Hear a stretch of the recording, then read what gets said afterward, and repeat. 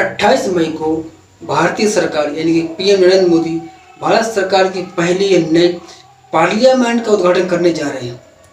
19 पार्टियां यानी 19 विपक्षी पार्टियों ने इस इनॉग्रेशन का पूरी तरह से बहिष्कार किया है। इसमें से मेन दल आप जानते हैं कांग्रेस, लेफ्ट और टीएमसी वगैरह पार्टी के पास बहुत सारे सांसद हैं, उसमें डीएमके भी एक हो गई। इन्हीं सबके बीच एक विवाद आता है सेंगोल स्थापित का।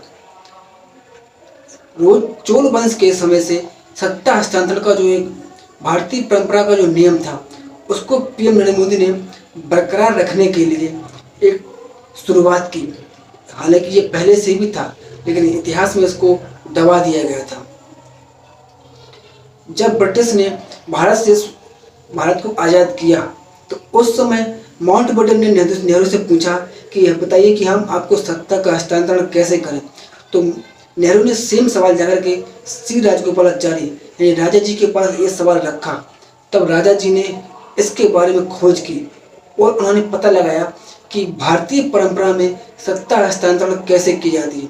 इसके बाद जब उन्हें पता चला कि दक्षिण भारत के राजा चोल साम्राज्य के समय में जिन्होंने हजारों वर्षों तक इस देश पर राज किया है दक्षिण में, उनके समय एक सेंगोल होता था जिसके ऊपर नंदी बना रहता था, उसी के द्वारा सत्ता हस्तांतरण किया जाता था।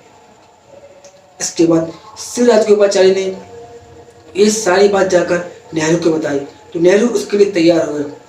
इसके बाद नेहरू ने श्री राजगोपालाचारी ने वहाँ के सुनारों को, दिल्ली के सुनारों को उस सेंगोल को तैयार करने के लिए कहा गया। इसके बाद 14 अगस्त की रात या 15 अगस्त की रात बोल लीजिए, 14 अगस्त की मध्य रात्रि में सारा कार्यक्रम किया गया। और जो सत्ता हस्तांतरण का जो नियम था, जिसमें सेंगोल था, वो बाकायदा नेहरू को दिया गया लॉर्ड माउंटबेटन के द्वारा। तो और ये सारा कार्यक्रम करवाया तमिलनाडु के अधिनम मठ के द्वारा, जिसमें वहाँ के साधु संतों ने पहले इस सेंगोल को लॉर्ड माउंटबेटन को दिया। उसके बाद उन सन्यासियों ने, संतों ने लॉर्ड माउंटबेटन से उस सेंगोल को वापस ले लिया। इसके बाद उस सेंगोल पर गंगा जल छिड़क कर उसको शुद्ध किया गया और फिर वो सेंगोल नेहरू जी को दिया गया। अब नेहरू जी ने उसे लिया और उसको सत्ता हस्तांतरण का प्रतीक माना, और इस सत्ता हस्तांतरण के प्रतीक का साक्षी अंग्रेज शासन में रहा। उसके बाद श्री राजगोपालाचारी और बाकी लोगों ने सत्ता चलाई, लेकिन जैसे ही कांग्रेस सरकार आई, तो उसने जब नेहरू का देहांत हो गया, तो नेहरू की बाकी चीज़ों के साथ साथ इस सेंगोल को कांग्रेस सरकार ने इलाहाबाद की म्यूजियम में रख दिया, ये कहते हुए कि ये नेहरू की सोने की बौखनी छड़ी या सोने की टहलने वाली छड़ी है। अब देख सकते हैं किस तरह से भारत के इतिहास के साथ खिलवाड़ किया गया है। और आज तक ये बात दबी नहीं हुई थी, जब तक कि पीएम श्री नरेंद्र मोदी ने इस बात को सभी लोगों के सामने उजागर नहीं किया।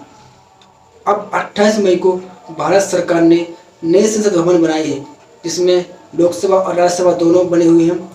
इसके ऊपर एक नेशनल एम्ब्लम या भारतीय प्रतीक, जिसमें 4 सिर आपको मिलेंगे, वो भी लगाया गया है।